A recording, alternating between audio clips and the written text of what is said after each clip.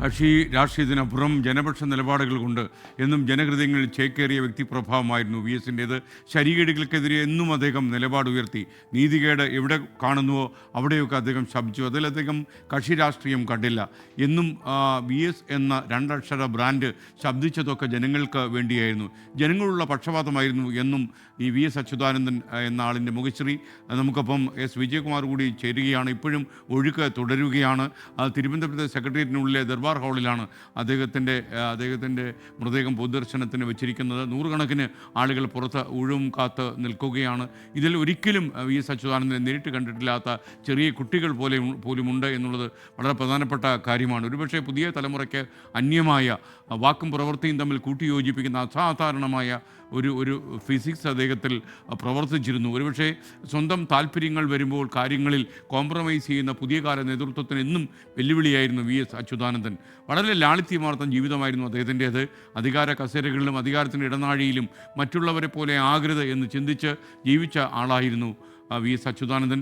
V എസിനെ ഓർമ്മിച്ചുകൊണ്ട് ആയിരക്കണക്കിന് ആളുകൾ പുറത്ത് നിൽക്കുകയാണ്. അവരുടെ ഊഴം കാത്ത് അന്ത്യാഞ്ജലി അർപ്പിക്കാനും അവസാനമായി അഭിവാദനങ്ങൾ അർപ്പിക്കുവാനുമൊക്കെയായി ആളുകൾ കാത്തു നിൽക്കുന്നു. ഡബിംഗ് ആർട്ടിസ്റ്റും അഭിനേത്രിയുമായ ഭാഗ്യലക്ഷ്മിയാണ് ഇപ്പോൾ ആദരാഞ്ജലി അർപ്പിച്ചുകൊണ്ടിരിക്കുന്നത്. നമുക്കൊപ്പം എസ് വിജയകുമാർ കൂടി ചേരുന്നു. വിജയകുമാർ, പറയൂ. ഈ ദൃശ്യങ്ങളിൽ കാണുന്നുണ്ടെന്നാണ് ഞാൻ കരുതുന്നത്. വിപ്ലവ സൂര്യന് വിട എന്ന ബാഡ്ജൊക്കെ തൂക്കി ഒരു കൊച്ചുകുട്ടി കയ്യിൽ റോസാപ്പൂക്കളും ഒക്കെയായി ആ വരിയിൽ നിൽക്കുകയാണ്. വി എസിന് അന്തിമോപചാരം അർപ്പിക്കാൻ നീണ്ടു നിൽക്കുന്ന ആ നിരയിൽ നമ്മൾ ഇങ്ങനെ എത്രയോ കാഴ്ചകൾ ഇന്ന് രാവിലെ മുതൽ തന്നെ കാണുന്നുണ്ട്. ഇത് എവിടുന്നാ വരുന്നത് നിങ്ങൾ? അമ്പലത്തറ അല്ലേ? മോന്റെ പേരെന്താ? വി എസിന്റെ കഥകളൊക്കെ പറഞ്ഞു കൊടുത്തിട്ടുണ്ടോ? പറഞ്ഞു കൊടുത്തിട്ടുണ്ടല്ലേ? അങ്ങനെ ആ കുഞ്ഞ് ആരോ വി എസിന്റെ കഥകളൊക്കെ അച്ഛനും അമ്മയും ഒക്കെ പറഞ്ഞു കൊടുത്തിട്ടുണ്ട്. അത് കേട്ടിട്ട് വി എസിന് അന്തിമോപചാരം അർപ്പിക്കാനായി കയ്യിൽ റോസാപ്പൂക്കളും ഒക്കെയായി ആ വരിയിൽ നിന്ന് മുന്നോട്ട് പോവുകയാണ്. ഇന്ന് രാവിലെ നമ്മൾ വി എസിന്റെ വീട്ടിൽ നിന്ന് കണ്ട ഒരു കാഴ്ച, രണ്ട് കുട്ടികളുമായ ഒരു പിതാവ് അവിടെ വന്നു. അദ്ദേഹവും തിരുവനന്തപുരം സ്വദേശിയാണ്.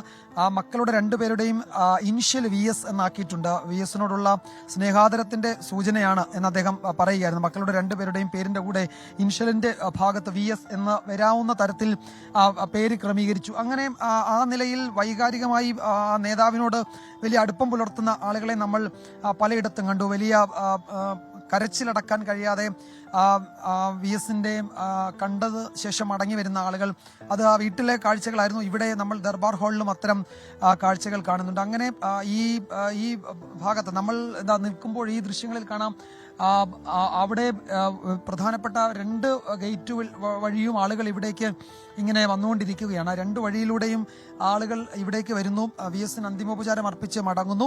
ഈ പ്രവർത്തകരുടെ അല്ലെങ്കിൽ ഈ പറയുന്ന വി എസിന് അന്തിമോപചാരം അർപ്പിക്കാൻ കാത്തു നിൽക്കുന്നവരുടെ അഞ്ജലികൾ അർപ്പിക്കുകയാണ്. കാരണം മുകേഷിനൊക്കെ വളരെ താല്പര്യമുള്ള ആൾ തന്നെയായിരുന്നു വി എസ് അച്യുതാനന്ദൻ. മാത്രമല്ല അദ്ദേഹം സിനിമകളൊക്കെ കാണുമായിരുന്നു. മാത്രമല്ല കൈരളി TV ചാനലിൽ നടൻ ശ്രീനിവാസനുമായി അദ്ദേഹം നടത്തിയൊരു അഭിമുഖമുണ്ട്. ഒരുപാട് ചിരിക്കാനും ചിന്തിക്കാനും ഒക്കെ ഭാഗത്തുനിന്ന് അഭിമുഖമായിരുന്നു അത്. അന്ന് അദ്ദേഹം ശ്രീനിവാസനോട് പറഞ്ഞു, താരതമ്യേന സൗന്ദര്യമില്ലാത്ത താങ്കളോട് എന്ന് പറഞ്ഞപ്പോൾ ശ്രീനിവാസൻ തിരിച്ചു ചോദിച്ചു, അപ്പോൾ എനിക്ക് സൗന്ദര്യമില്ലെന്നാണോ അങ്ങയുടെ വിശ്വാസം? മാത്രമല്ല ഒരു സംശയം കൂടി ബാക്കിയുണ്ട്, എന്നെ അങ്ങ് ആരുമായിട്ടാണ് താരതമ്യം ചെയ്ത് സൗന്ദര്യമില്ലെന്ന് കണ്ടുപിടിച്ചതെന്ന് കൂടി ശ്രീനിവാസൻ ചോദിക്കുമ്പോൾ അവിടെ ചിരി വിതറുന്നുണ്ട്.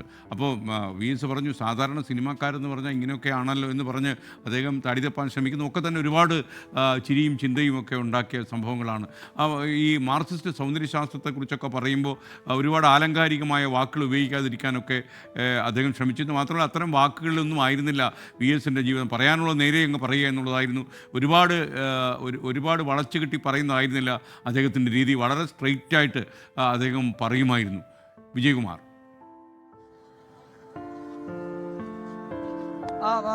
അതാണ് വി എസ് അച്യുതാനന്ദന്റെ അദ്ദേഹത്തിന്റെ വാർത്താ സമ്മേളനങ്ങൾ എന്നത് ഒരു സമയത്ത് കേരളത്തിന്റെ തലക്കെട്ടുകളായിരുന്നു, വാർത്തകളുടെ തലക്കെട്ടുകളായിരുന്നു. അദ്ദേഹം മുഖ്യമന്ത്രിയായിരുന്ന സമയത്തും പ്രതിപക്ഷ നേതാവായിരുന്ന സമയത്തും അദ്ദേഹത്തിന്റെ വാർത്താ സമ്മേളനങ്ങൾ തലക്കെട്ടുകളായിരുന്നു. അതിൽ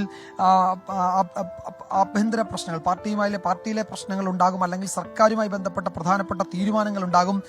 അദ്ദേഹം സാധാരണ അദ്ദേഹത്തിന്റെ മീഡിയ റൂമിലെ ബ്രീഫിംഗ്, അതായത് ക്യാബിനറ്റിന് ശേഷം എല്ലാ ബുധനാഴ്ചയും അദ്ദേഹം നടത്തുന്ന വാർത്താ സമ്മേളനം സമ്മേളനങ്ങൾ സാഗൂതം കേരളം കാത്തിരുന്ന വാർത്താ സമ്മേളനങ്ങളായിരുന്നു. അതിൽ ഈ മന്ത്രിസഭാ തീരുമാനങ്ങൾ വിശദീകരിച്ചതിന് ശേഷമാണ് അദ്ദേഹം ഈ പാർട്ടിയുമായി ബന്ധപ്പെട്ട ചോദ്യങ്ങൾക്ക് മറുപടി പറയുക. അത് പലപ്പോഴും അദ്ദേഹം ആ വാർത്താ സമ്മേളനം നടത്തുന്ന ആ കസേരയിൽ നിന്ന് എഴുന്നേറ്റ് കുറച്ച് നടന്നു പോയിട്ടാണ്. അപ്പോൾ അതിന് മാധ്യമപ്രവർത്തകർ വിവാദമൂല എന്നൊരു പേര് കൂടി ആ ക്യാബിനറ്റ് ബ്രീഫിംഗിലെ ആ റൂമിന് ആ സ്ഥലത്തിന് മാധ്യമങ്ങൾ അങ്ങനെ ഒരു പേര് കൂടി കൊടുത്തു. കാരണം അവിടെ എത്തുമ്പോഴാണ് VS പലപ്പോഴും എന്തെങ്കിലും ചില കാര്യങ്ങൾ പറയുന്നത്. അത് മാധ്യമങ്ങൾക്ക് അത് കിട്ടുകയും ചെയ്യുമായിരുന്നു ആ സമയത്ത്. അങ്ങനെ ഈ SKN സൂചിപ്പിച്ചതുപോലെ നേരിട്ട് കാര്യങ്ങൾ അവതരിപ്പിക്കുക, അത് അദ്ദേഹം ഈ രീതിയിൽ പ്രസംഗിക്കുന്നതിൻ്റെയും ഈ രീതിയിൽ കാര്യങ്ങൾ വിശദീകരിക്കുന്നതിൻ്റെയും ഒരു രഹസ്യം എന്താണ് എന്ന് അദ്ദേഹത്തോട് ചോദിച്ചപ്പോൾ ഒരു സമയത്ത് അദ്ദേഹം പറഞ്ഞിരുന്നു, പാർട്ടി ക്ലാസ്സുകളിൽ വളരെ സാധാരണക്കാരായ കർഷക തൊഴിലാളികൾ, കയർ തൊഴിലാളികൾ, കശുവണ്ടി തൊഴിലാളികളോടൊക്കെ സംസാരിക്കാൻ വേണ്ടി പാർട്ടി ക്ലാസ്സുകൾ എടുക്കുമ്പോൾ അവർക്ക് മനസ്സിലാകുന്ന തരത്തിൽ നീട്ടിക്കുറുക്കി സംസാരിക്കേണ്ടി വരും.